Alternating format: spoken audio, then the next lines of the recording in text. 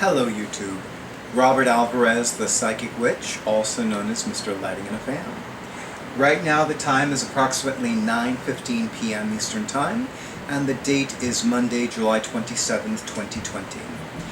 Right now the moon is waxing in Scorpio and the sun is transiting in Leo.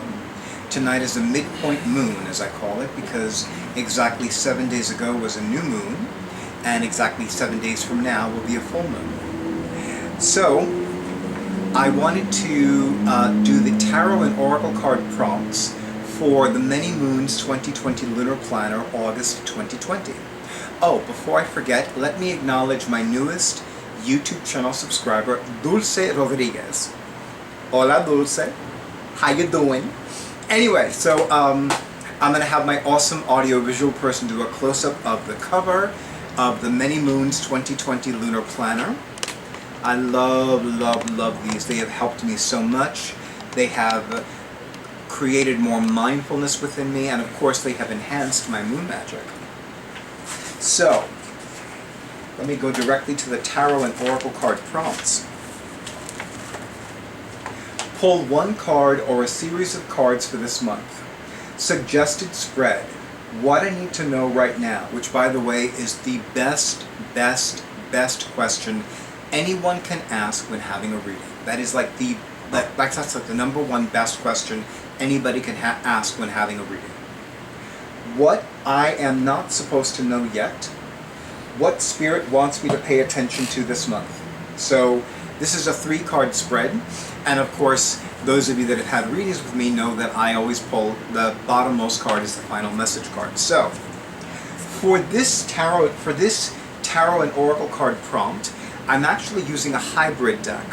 A hybrid deck is a deck that is a combination of a tarot deck and an oracle card deck, because it has elements of both. So I'm going to have my awesome audio-visual person do a close-up of the cover of the guidebook. It is called the Psychic Tarot for the Heart Guidebook. The Psychic Tarot for the Heart Oracle Deck, created by John Holland and illustrated by John Matson. It is the companion deck to the Psychic Tarot Oracle deck, which I also have. And I love working with these two decks together. The cards are larger than standard size, so you know, when I've given readings at public venues using both of these decks at the same time, I definitely need to separate and make a lot of room. So what I'm going to do is shuffle the cards, and as I'm shuffling the cards, oh, okay, and one just like flew out of the deck. So that'll be card number 1. I'm trying not to look at it. Okay, so I'm going to shuffle the rest of the deck. And as I shuffle the deck, I call upon the spirits of the goddesses, I call upon the spirits of the gods, I call upon the spirits of the ascended masters, of the archangels, of the angels, of the extra celestials, of the elementals, of the sacred fae, of our ancestors, and all other beautiful, blessed, and benevolent energies that wish to be with us right now as I cast these cards.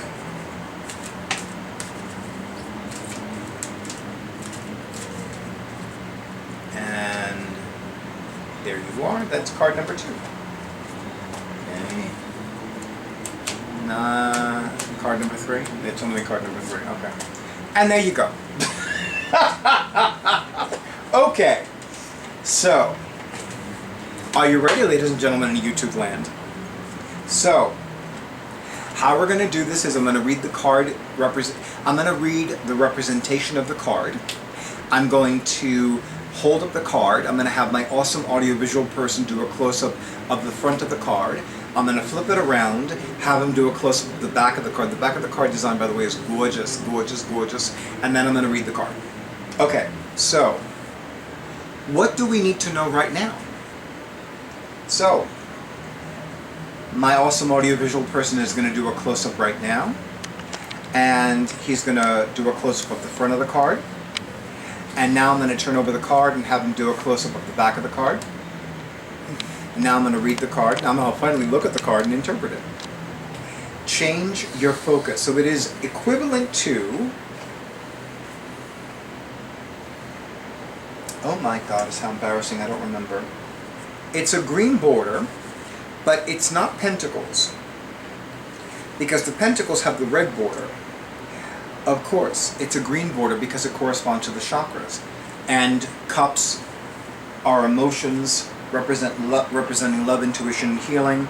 So what do we need to know right now? We need to know that the grief we are holding on to no longer serves our needs.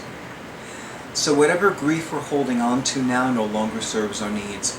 And it's so funny that this card came out because, as some of you know, one of my beautiful cats, Corey the Calico, who was my first rescued stray, died a little more than a month ago. And, you know, it's funny because she was very close to my awesome audiovisual person. In fact, I often referred to her as his buddy.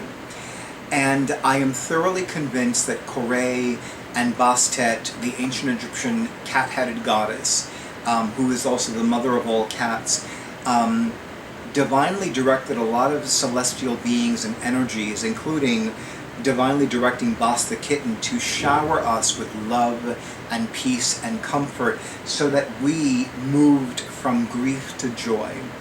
And even now, as I think about her, I do not feel grief. I do not feel sadness. I feel a little bit of longing because, you know, I loved having her in my home, you know, and I loved having her around. She was the most well-behaved and most docile cat I've ever had. You know, and somebody that has cats that are, you know, wild and rambunctious, it was a nice change of pace to have a cute little kitty that, you know, I mean, she wasn't cute, well, she was very cute, but she wasn't all that little. She wasn't as big as Boss, but, you know. So, now more than ever, it is imperative that you surrender and release all the grief that you're holding on to because it's no longer serving you. Any grief that we're holding on to is no longer serving us. And instead of focusing on the grief, change your focus and focus on things that you're looking forward to. Focus on things that excite you, that fulfill you, that bring you peace, that bring you success, that bring you prosperity, that bring you inspiration, that bring you hope. Okay. Second card, what are we not supposed to know yet? Once again, I'm going to have my awesome audiovisual person do a close-up of the card. And then I'm going to turn it around and I'm going to look at the card and interpret it. Okay. What are we not supposed to know yet? Rest and reconsider. It is a purple border. You know, I know these, but for some reason I'm forgetting them. And it's not Major Arcana, by the way, because that's a black border in these tarot decks. It's an indigo border. No, it's violet. So it's wands. This is violet to me. Yeah, because I've seen the indigo. And yeah, so this is a violet border. So rest and reconsider. So what are we not supposed to know yet? What we're not supposed to know yet is when we're going to rest, when we're going to have vacation time, when we're going to have sacred solitude time. And it's so ironic because as I'm saying this to all of you, I begin a 3-day sacred solitude sojourn tomorrow, Tuesday, July 28th. And I'm going to conclude that sacred solitude period on Thursday, July 30th. And, you know, when I engage in sacred solitude, I do not have my phone. My cell phone is turned off. My computers are turned off. I have no contact with the outside world. I do not go on the internet for anything. I don't turn on my phone for anything. And I basically spend that time reading, writing, engaging in meditation, prayer, visualization, journal writing. I take spiritually cleansing baths. I catch up on some household chores, and that's pretty much it. You know, it's one of the best things that I do for myself. It is one of my personal favorite spiritual practices, and I'm long overdue to do that particular video, which I just remembered. But yeah, it works for me, and I am so very beyond thankful that my life is structured that I can have sacred solitude, that I can like forget about the rest of the world for a day, or although in my case for 3 days. It's funny because I did it for 4 days earlier this past January, and I thought after that I would only do it for 4 days. But surprisingly, I've gone back to the 3-day period. But it works so incredibly well for me, it really, really does. And then of course, my vacation begins in exactly 7 days, so... but I think that for you, out there in YouTube land, and for those of you watching behind the scenes, you may not know what you need to rest and reconsider about just yet. You know, it's funny because I'm thinking about one of my personal favorite spiritual decrees from Catherine Ponder's books, and it goes, "This is a time of divine completion. Miracles follow miracles and wonders never cease." And I'm going to say it again for all of you. This is a time of divine completion. Miracles follow miracles and wonders never cease. And what I feel is that there might be more that you need to do before you can declare a situation, a project, an endeavor complete. You know, as some of you know, last year I was away from my home for a while for a variety of reasons. And that last few weeks before I returned home, I realized that there were a few other things that I needed to do and complete. But a few days before I officially returned home, which, not surprisingly, given that I am a moon magic witch, was the date of a full moon. In fact, it was Monday, June 17th, 2019, and it was the date of the full moon in Capricorn, my natal sun, Mercury, and Venus signs. But I remember everything that I needed to complete doing, I completed doing by that previous Friday.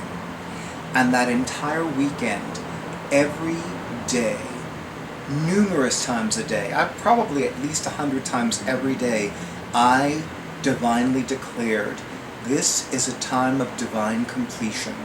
Miracles follow miracles and wonders never cease. And if I was around other people, for whatever reason or reasons, then what I would do is I would say it in a whisper or I would say it in my mind. But I distinctly remember that was imperative because I needed to make sure that everything was complete, that it was completely complete, and that I could return to my home really at the right time. And I did. And I really did. So there might be more that you need to do before you can complete a certain project, a certain endeavor, a certain chapter in your life, etc. Okay. What Spirit wants me to pay attention to this month. So since this is for August, I'm going to say between now and August 30th. Wait a minute. 30 days have September, April, June, and November. All the rest have 31. So between today, Monday, July 30th, no, between today, Monday, July 27th, and surprise, surprise, Monday, August 31st, 2020. You cannot make this stuff up. You just can't. Okay. So once again, I'm going to have my awesome audiovisual person do a close-up of the card, and then I'm going to turn the card around and I'm going to interpret it. Okay. So, again, what Spirit, or as I call her, the Great Goddess, wants us to pay attention to this month. So between now and exactly 5 weeks from now. You can't make this stuff up. I know this deck, and yet I keep going to the guidebook. So the card is called Just Breathe. It is the Four of Swords because it has an indigo border. You know, oh, now I get it. In the Goddess Oracle created by Amy Sophia Marashinsky and illustrated by Harana Janto, The card that depicts Ishtar, my favorite Sumerian goddess, depicts her looking at an image of herself in animal form. And one could argue that that animal form is her shadow. But this woman is looking at her higher self. So, oh my God, this makes so much sense. You know how many times I've looked at this card? I've looked at this card a bazillion times. And like, really? Wow. Just wow. Okay. Okay. So yeah. So, what the great goddess wants us to pay attention to between now and 5 weeks from now. The guidance and the inspiration from our higher selves. Our star selves, if you will. Look at all those beautiful orbs and lunar phases, and there's a lot going on in this card, I'm telling you. So pay attention to what our higher selves want us to know, want us to feel, want us to experience. And the final message card, which I pulled from the bottom of the deck, is this. And I'm going to have my awesome audiovisual person do a close-up of the card. And then one more time, I'm going to have him do a close-up of the back of the card design. And then I'm going to look at the card, and I'm going to tell you what it is. So the final message card is control. And oh, really? I think I'm looking at the Strength card, which is so funny because right now the Sun is in Leo, and the Strength card corresponds to... No, this is not the Strength card.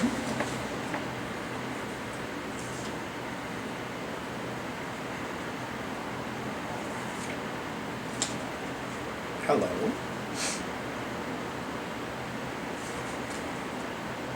It is. Oh my goddess. Yes, it is. It is. It is the Strength card. And, you know, I keep looking at her and she looks very Athena to me. But then again, I would associate warrior goddesses with the Strength card because it does have that Leo heart energy. So yes, yes, yes. I love the whole thing, you know, and it's so appropriate. You know, she's wearing this heart pendant. And Leo does rule the heart as well as the spine. Yeah, absolutely. Absolutely. Absolutely. So you know what? Now I'm thinking of Janet Jackson. You know, Miss Jackson if you're nasty. It's an earworm now, control. Okay, okay. Focus, focus, focus. Okay. So, what... You know, it's so funny because I've said for years that I'm not as much of a control freak as I used to be. I still am to a degree, but not like I was more than 8 years ago. Like more than 8 years ago, I was a massive control freak, like out of control control freak. You know. So, what do you want me to tell them? Stay true to your vision. Stay true to your heart's guidance. Take special care of your heart, your physical heart and your heart chakra. What have you not been doing to nourish and nurture your heart chakra? What have you not been doing to nourish and nurture your physical heart? What have you allowed others to control as opposed to you to control? What do you know you have both the right and the responsibility to control, and you have been surrendering that control to another, thereby allowing another to enslave and manipulate you? Boy, this reading got massively deep. Massively deep. You know, it's so funny because I often talk about how the Hellenic pantheon is neither my primary, secondary, or tertiary pantheon, and yet I meet a lot of people for whom their primary pantheon is the ancient Greek pantheon. And it is no coincidence that since last year, Athena, the Greek goddess of sacred strategy, of arts and crafts, of war, and of warriors and warrioresses, has come up for me on numerous occasions. And it's so funny because recently I watched the uncut version of Watchmen, as well as the limited edition HBO series of the same title based on the movie. And I remember that owl-shaped plane named Archie, which is short for Archimedes, which is the name of Athena's animal familiar. So I keep thinking about, I can't call him Archie, Archimedes and Athena, and being more strategic in my life and being more mindful than I think is possible for me. Okay, so YouTube, thank you as always for honoring who I am and what I do. If this reading resonated with you, if you have either one of John Holland's hybrid decks illustrated by John Matson, let me know in the comments. And as always, like and comment and share and subscribe and schedule your session. And of course, most of you know I will not be back at Notions and Potions until September 2020, and I will not be available for readings again until after Wednesday, August 12th, 2020. But good night, have a beautiful week and weekend, and stay tuned for the next video. Many blessings.